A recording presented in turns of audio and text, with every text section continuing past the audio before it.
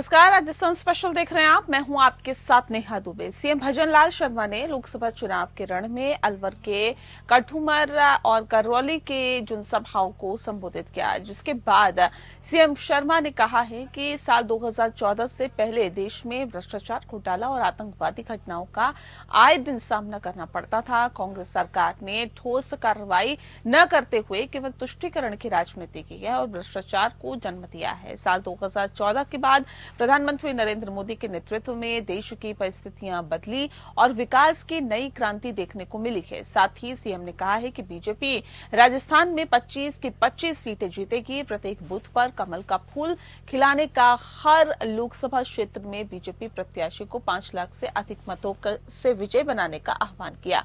अलवर लोकसभा प्रत्याशी भूपेंद्र यादव और करौली धौलपुर प्रत्याशी इंदु देवी को अधिक से अधिक मतों से विजय बनाने की अपील की।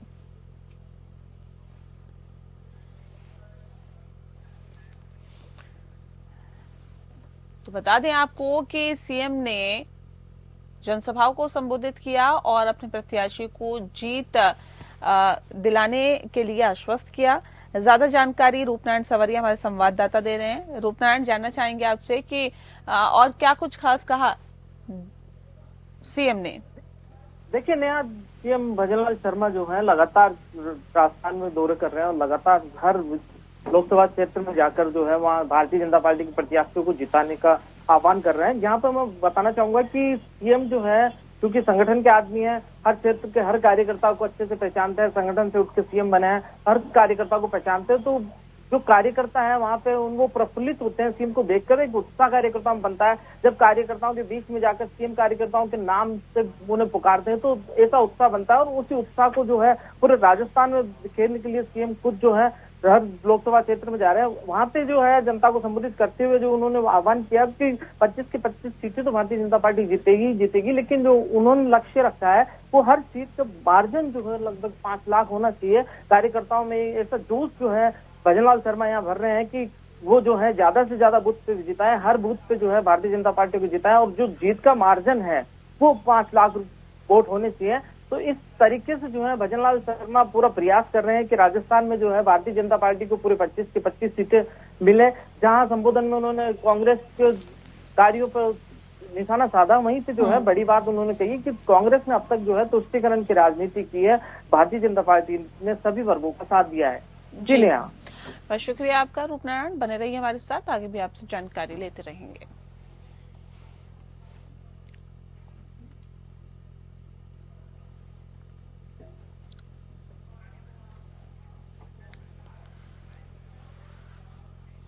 वहीं बीजेपी प्रत्याशी मंजू शर्मा ने सुबह जनसंपर्क अभियान की शुरुआत देव दर्शन से की और इसके बाद दुर्गापुरा का दौरा कर लोगों से संपर्क भी किया। बीजेपी को वोट देने की अपील की। जयपुर शहर लोकसभा सीट से बीजेपी प्रत्याशी मंजू शर्मा ने कहा कि उनके लिए जयपुर का विकास, महिला सुरक्षा और महिला सशक्तिकरण प्रमुख प्राथमिकता है और युवाओं को ज्यादा से ज्यादा रोजगार मिले, इसके लिए जयपुर को आईटी हब बनाना उनका पहला लक्ष्य रहेगा। मंजू शर्मा ने कहा कि पूर्ववर्ती गहलोत सरकार के समय रीट से लेकर एसआई भर्ती परीक्षा सहित कुल 19 परीक्षाओं के पेपर लीक हुए और लाखों युवाओं के सपने पर पानी फिर गया। गहलोत सरकार में पेपर लीक की इतनी बड़ी घटनाएं होने के बावजूद पेपर माफिया के खिलाफ कोई ठोस कार्रवाई नहीं हुई है। प्रदेश में मौजूदा सरकार लगातार पेपर माफियाओं के खिलाफ कार्रवाई जारी रखे हुए हैं। अभी तक 64 लोगों की गिरफ्तारी की गई है। ज्यादा जानकारी दे रहे रूपनारायण सवरिया हमारे संवाददाता सीधे हमारे साथ जुड़े हुए हैं। रूपनारायण, जानना चाहेंगे आपसे कि जनता से वोट देने की अपील करने के साथ ही और क्या कुछ फिलहाल कहा है प्रत्याशी ने, क्योंकि लगातार जनसंपर्क अभियान साधा जा रहा है और अपने पक्ष में माहौल बनाने की पूरी कोशिश की जा रही है। देखिए नया, जो है जयपुर प्रत्याशी मंजू शर्मा भारतीय जनता पार्टी की, वो लगातार जयपुर क्षेत्र में है, हर विधानसभा क्षेत्र में जारी है और इसी प्रचार के तहत जो है वो आज मालवीय नगर क्षेत्र में पहुंची। मालवीय नगर क्षेत्र के दुर्गापुरा में लोगों को संबोधित किया, लोगों से मिला, लोगों ने उनका जो है जगह जगह स्वागत किया, माला पहनाकर दुपट्टा डालकर उनको जो है जिताने का आश्वासन जनता ने दिया है। क्योंकि मैं बताना चाहूंगा कि जयपुर एक भारतीय जनता पार्टी का गढ़ रहा है, प्राचीन गढ़ रहा है। लगातार यहाँ से भारतीय जनता पार्टी जीत के आई है और जो मंजू शर्मा है उनका बैकग्राउंड भी जयपुर से रहा है। इनके जो पिता थे भंवरलाल शर्मा भारतीय जनता पार्टी के काफी सीनियर लीडर थे, तो उसका सीधा सीधा फायदा इन्हें यहाँ मिलता हुआ नजर आ रहा है। और ये जो है जहाँ जाती है वहाँ पे महिला सशक्तिकरण की बात करती है, युवाओं के रोजगार की बात करती है, और युवाओं को एक आह्वान इन्होंने किया है कि अगर मैं जीतती हूँ तो जयपुर में सबसे जो पहला प्रयास होगा वो आईटी हब बनाना होगा, ताकि जयपुर के जो युवा हैं उन युवाओं को रोजगार मिल सके। तो रोजगार के लिए युवाओं को साध रही है, वहीं पे महिलाओं को सशक्तिकरण का जो है पाठ पढ़ा रही है। तो सभी वर्गों को साधने का प्रयास यहाँ मंजू शर्मा कर रही है और लगातार जो है अपनी जीत के लिए जनता के बीच जारी है। आने वाला वक्त अब बताने वाला है कि जनता जो है कितने वोटों से यहाँ इनका मार्जिन, सीटों का मार्जिन जो भजनलाल शर्मा ने रखा है कि हर सीट पे लगभग 5 लाख का मार्जिन होना चाहिए। अब देखने वाली बात ये होगी कि जयपुर में जो है भारतीय जनता पार्टी के मंजू शर्मा कितने वोटों से जीतती है।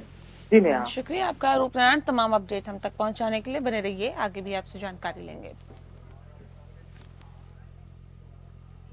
राज्यपाल कलराज मिश्र गुरुवार को वाराणसी स्थित संपूर्णानंद संस्कृत विश्वविद्यालय में आयोजित लोकतंत्र के पर्व मनीषीकरण की भूमिका विषयक संगोष्ठी में बोले कि संविधान का लक्ष्य ही समाज का सर्वांगीण विकास है। भारत विश्व का सबसे बड़ा लोकतांत्रिक राष्ट्र है। यहाँ संसदीय व्यवस्था को इसलिए अपनाया गया कि सरकार में प्रत्येक वर्ग के लोगों का प्रतिनिधित्व सुनिश्चित हो सके।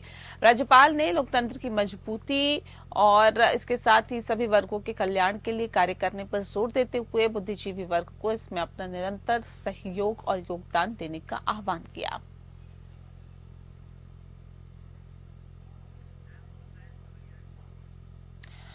तो भारत विश्व का सबसे बड़ा लोकतांत्रिक राष्ट्र है, इस बात को राज्यपाल कलराज मिश्र ने कहा। रूपनारायण सवरिया हमारे संवाददाता सीधे हमारे साथ जुड़े हुए हैं। रूपनारायण, जानना चाहेंगे आपसे कलराज मिश्र ने और क्या कुछ खास कहा इस दौरान? कलराज मिश्र जो है वाराणसी के दौरे पे और वहाँ पे जो है उन्होंने यहाँ इस आयोजन में पहुंचे, तो पहुंचने के बाद जो उन्होंने सबसे बड़ी बात कही है वो कही है कि लोकतंत्र भारत का मजबूत है और जो भारतीय संविधान है वो सभी वर्गों के विकास के लिए, सभी वर्गों के समुचित विकास के लिए भारत का जो है संविधान है। तो जो बुद्धिजीवी लोग है, बुद्धिजीवी वर्ग के जो लोग हैं वो निरंतर इस प्रयास में रहे कि देश और प्रदेश के जो है विकास गति नहीं रुक जाए और वो लगातार अपना सहयोग जो है देश की विकास गति को बढ़ाने में देते रहे। तो यहाँ पे इन्होंने बुद्धिजीवियों से आह्वान किया। साथ ही में जो है भारत की जो लोकतंत्र है, लोकतंत्र की खूबियों को गिनाते हुए उन्होंने भारतीय संविधान को सर्वश्रेष्ठ संविधान बताते हुए संविधान को हर वर्ग का रखवाला बताया। जी नेहा। जी, बहुत शुक्रिया आपका रूपनारायण, तमाम जानकारी हम तक पहुंचाने के लिए।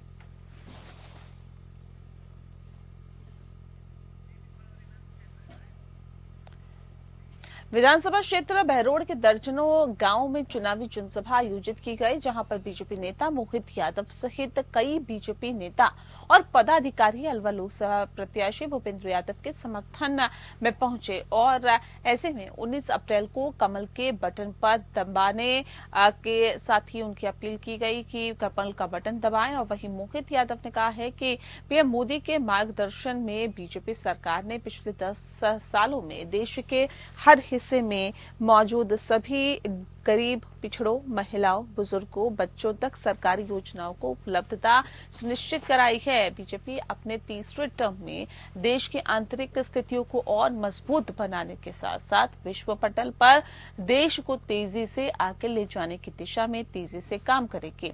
साथ ही सभी से 13 अप्रैल को हरसोली में आयोजित होने वाले गृह मंत्री अमित शाह की जनसभा में ज्यादा से ज्यादा संख्या में पहुंचने का आग्रह किया।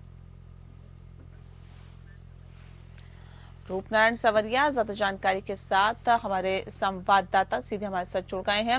रूपनारायण, जानना चाहेंगे आपसे, क्योंकि ये बताया जा रहा है कि गृह मंत्री अमित शाह का दौरा होगा, जनसभा को संबोधित किया जाएगा और जाहिर तौर पे कमल के बटन को दबाने की अपील लोगों से की जाएगी। और क्या कुछ खास इस दौरान कहा गया? तो चलिए एक बार फिर से हम संपर्क साधने की कोशिश करते हैं। विधानसभा क्षेत्र बहरोड के दर्जनों गांव में चुनावी जनसभा आयोजित की गई, जहां बीजेपी नेता मोहित यादव सहित कई बीजेपी नेता पदाधिकारी अलवर लोकसभा प्रत्याशी भूपेंद्र यादव के समर्थन में पहुंचे। 19 अप्रैल को कमल के बटन पर दबाने की भी अपील की गई। मोहित यादव ने कहा कि पीएम नरेंद्र मोदी मार्गदर्शन में बीजेपी सरकार ने पिछले 10 सालों में देश के हर हिस्से में मौजूद सभी पिछड़े गरीब महिलाओं बुजुर्गों के लिए काम किया है। बीजेपी अपने तीसरे टर्म में देश की आंतरिक स्थितियों को और मजबूत बनाने के लिए विश्व पटल पर देश को तेजी से आगे ले जाने की दिशा में काम करेगी। और साथ ही सभी से 13 अप्रैल को हरसोली में आयोजित होने वाले गृह मंत्री अमित शाह की जनसभा में ज्यादा से ज्यादा संख्या में पहुंचने का आग्रह किया गया।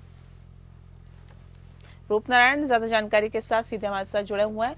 रूपनारायण, जानना चाहेंगे मोहित यादव ने और क्या कुछ कहा इस दौरान? उदयपुर अलवर जो सांसद क्षेत्र है, वहां पे जो है भारतीय जनता पार्टी के लिए लगातार मोहित यादव जो है लगातार बने हुए हैं, लगातार प्रचार कर रहे हैं और अपना पूरा दमखम जो है यहाँ पे भारतीय जनता पार्टी को जिताने में लगाया हुआ उन्होंने।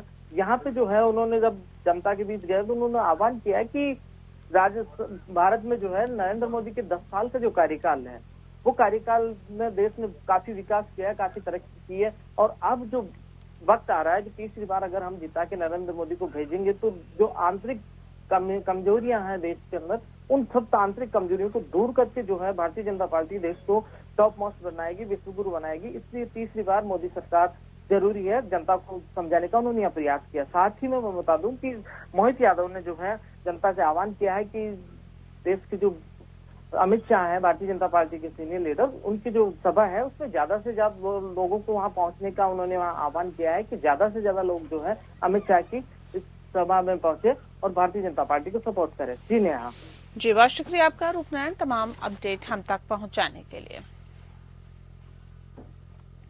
विराटनगर विधानसभा क्षेत्र में जयपुर ग्रामीण लोकसभा बीजेपी प्रत्याशी राव राजेंद्र सिंह का बागावास 84 में जनसंपर्क कार्यक्रम का आयोजन हुआ। जनप्रतिनिधियों और ग्रामीणों की उपस्थिति में स्थानीय निवासियों ने बीजेपी प्रत्याशी राव राजेंद्र सिंह का जबरदस्त उत्साह के साथ माला साफा पहनाकर भव्य स्वागत किया।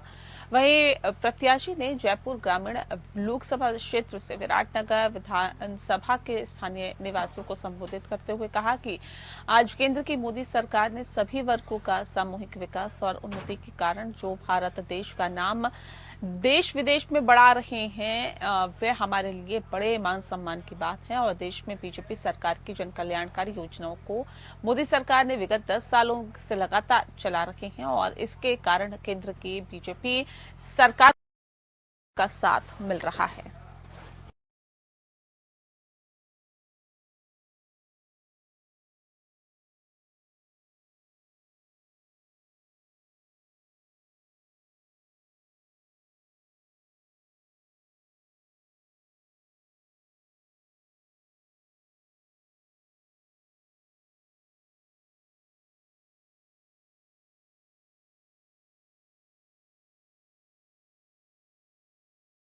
मौजूदा प्रबुद्धजनों से बीजेपी के पक्ष में वोट कर ऐतिहासिक जीत का आह्वान किया गया। वहीं समारोह कार्यक्रम में वन एवं पर्यावरण मंत्री संजय शर्मा, लोक स्वास्थ्य अभियंत्रण विभाग मंत्री सहित समस्त राजपूत समाज के प्रबुद्धजन मौजूद रहे।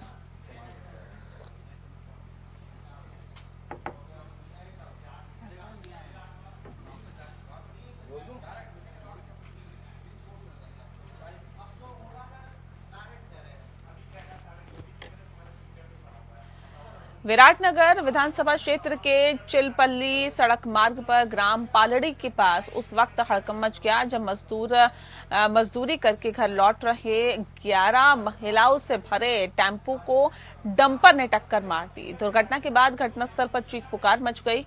विराटनगर थाना अधिकारी मनोहर लाल मीणा ने बताया है कि महिलाओं से भरे टेम्पो को टक्कर डंपर ने मार दी और जिसके तुरंत बाद ही घायलों को राजकीय सामुदायिक स्वास्थ्य केंद्र में भर्ती करवाया गया, जहां पर 6 महिलाओं की हालत गंभीर होने की वजह से उन्हें जयपुर रेफर कर दिया गया। साथ ही पुलिस ने कार्रवाई करते हुए डंपर और टेम्पो को जब्त कर लिया है और डंपर चालक मौके से फरार हो गया है। बता दें आपको कि परिवार की 9 महिलाएं टेम्पो में सवार थी और गनीमत ये रही कि कोई जनहानि नहीं हुई।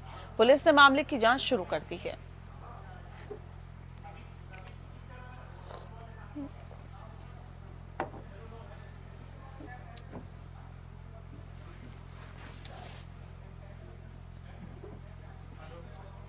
सरकार नशाखोरी के खिलाफ लगातार कार्रवाई कर लगाम लगाने की कोशिश कर रही है, लेकिन दूसरी ओर सरकारी महकमे के अधिकारी की देखरेख में नशाखोरी को बढ़ावा दिया जा रहा है। ऐसी लापरवाही जिसने सरकारी अधिकारियों की कार्यशैली पर सवाल खड़े कर दिए हैं। बता दें कि टोंक जिले के नवाई वन रेंज का मामला सामने आया है, जहां पर सरकारी नर्सरी में गांजे की अवैध पेड़ गुपचुप तरीके से तैयार की जा रही हैं, जो रेंजर कार्यालय की चंद कदमों की दूरी पर ही है। विभागीय अधिकारियों ने नर्सरी विजिट किया तो या नहीं, ये पोल खुलती हुई नजर आ रही है। कहीं ऐसा तो नहीं कि अधिकारी की शह से ही ये सब हो रहा हो।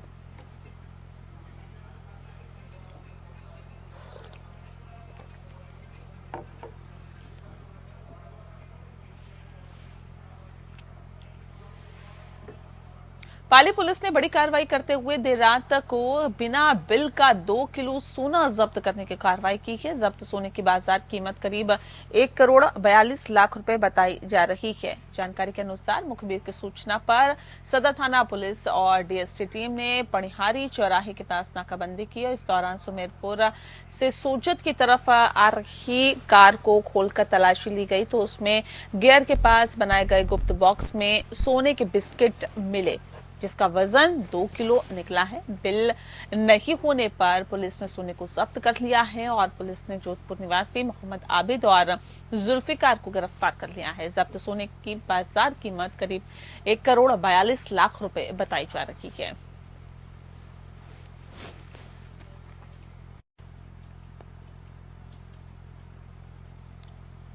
और इसी के साथ फिलहाल इस बुलेटिन में इतना ही। नमस्कार।